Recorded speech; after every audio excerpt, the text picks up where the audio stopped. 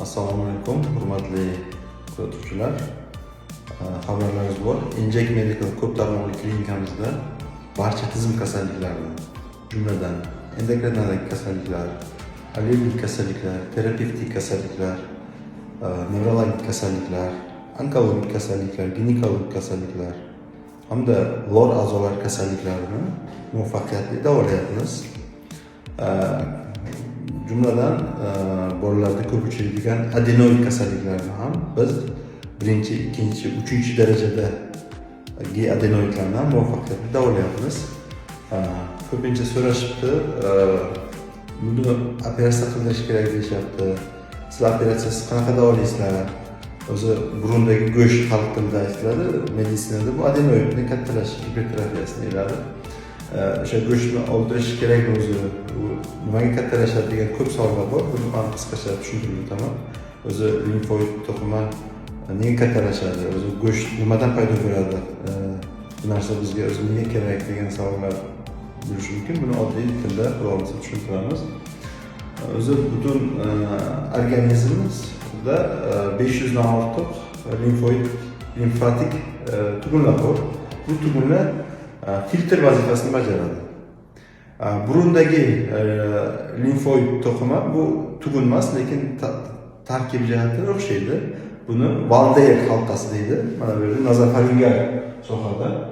Aynan shu adenoidni tushuntirish uchun men lor kabinetimizga kirdim. Chunki biz adenoidni davolashda lor vrachimiz traditsion biz hujayra darajasida kombinatsiyada davolaymiz.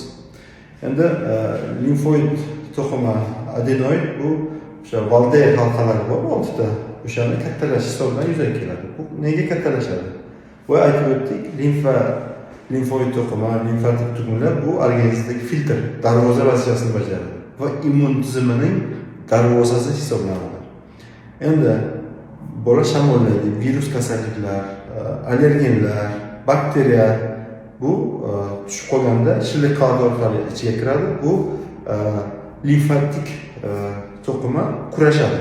Ma'lum bir darajada fagositoz qiladi, B limfositlar, T limfositlar ishlab chiqaradi va hujayralar kattalashib, proliferatsiya deydi, limfoid to'qimaning kattalashiga sabab bo'ladi. Xo'p, buni yana ichiga kiradigan bo'lsak, biz endi hujayra darajasida davolaganda har bitta kasallikni patogenetik yo'llashamiz va ichiga kiramiz. Har bitta dori qanaqa ta'sir qiladi, bu nima qilib beradi va bo'lib qanaqa qilib biz davolaymiz degan savollarga ham batafsil javob beramiz. Endi xo'p, limfoid to'qima dedik. Burundagi Valdeir halqalarining kattalashi, xalq tilida go'sht o'sib chiqishi deyishadi. Bolalarda odatda bu gipertrofiyasi, immun tizimining giperreaksiyasi hisobidan kattalashadi. Hamma bolalarda emas, lekin o'sha ba'zi tez shamollasa yoki bo'lmasa viruslar, allergenlar, bakteriyalarning kirib qolishi natijasida bu tizim kattalashadi. Endi mana bu normal limfoid to'qimasi, o'sha Valdeir halqasidagi limfa to'qimasi. Bu proses qanaqa ishlaydi? Virus tushyapti, allergiya tushyapti. Buning natijasida MALT tizim ishlaydi.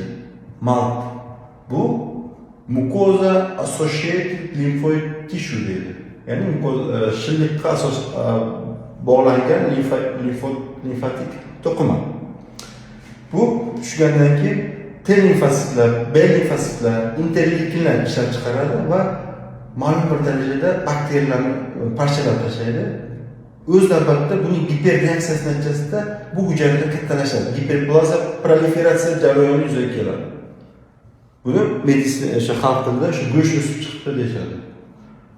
Xo'p, buni kesib tashlashni tavsiya qilishadi. Chunki bu kattalashdan 1-dan 4-darajagacha kattalashadi. Qachon kesish kerak? Qachon operatsiya qilish kerak? Qachonki 4-daraja bo'lsa va bu qo'shimcha infeksiyon shu joyda yiringlash bo'lsa, qo'shimcha asoratlar bo'lsa va butkul nafas yo'lini bekitib qo'ysa, haqiqatan operatsiya qilish kerak. Lekin 1-ikkinchi darajada, hattoki 3-darajada maksimal konservativ podxod qilish kerak. Xo'p, buning natijasida biz nima qilamiz? hujayra darajasida davolashda protivtoshniy o'zimizga yarasha protivvоспалительный dorilar bor, protivallergik preparatlar bor. 7-8 kun davomida muolaja qiladi. 40 kundan keyin ikkinchi kurs. Xuddi shundan 2-3 kursdan keyin biz 70-80% holatlarda muvaffaqiyatli davolaymiz. Bo'lishi mumkin, ba'zi bolalarda hali ham og'zini ochib uxlayapti deb kelishi mumkin. Bu hayot tarzini, ya'ni shamollatadi. Biz aytgan muolajalarni protivvоспалительный, ramashka deymiz, furotserin bilan chayish kerak deymiz. O'sha narsani qilmaydi. Ularda qo'shimcha yana bitta-ikkita kurs qo'shishingiz mumkin, lekin 80% holatlarda birinchi, ikkinchi, hatto 3-chi darajadagi adenoidlar kichrayib, bolalar o'z normal hayot tarziga qaytyapti. Shuning uchun bizni muolaja hujayra darajasida davolash adenoidlardan juda ham muvaffaqiyatli ishlayapti. Operatsiya qilib olib tashlash ikkinchi darajada nima bo'ladi? Haqiqatan yengillashadi, lekin darvozaning bitta qismi kesilgan bo'ladi. Bir necha oydan keyin valder halqasining boshqa qismida yana proliferatsiya bo'lib, yana o'sib keladi. Kommentariyada yozishgan ekan, hattoki yana o'sha operatsiyadan keyin yana nafas olish qiyinlashib qoladi deyish. Chunki bu boshqa halqalardagi o'sha limfoid to'qimaning bir qismi yana o'sib kattalashadi. Hattoki nafas olish yaxshilangan taqdirda ham bolalarimiz tez shamollaydigan bo'lib qolishi mumkin. Allergiyaga moyilligi bo'lishi mumkin, chunki bizda darvoza qismini bir qismini kesdik. Shuning uchun operatsiya qilishga shoshilish kerak emas. Maksimal darajada konservativ podxod va bizning klinikamizga murojaat qilsangiz, biz hujayra darajasida davolashda yordam beramiz. Shu kabi sizlarga qiziq bo'lgan savollarni bemalol kommentariyaga yoki telefon raqamini qoldiramiz. O'shanga telefon qilib murojaat qilishingiz mumkin. Biz sizga yanada batafsil ma'lumot beramiz.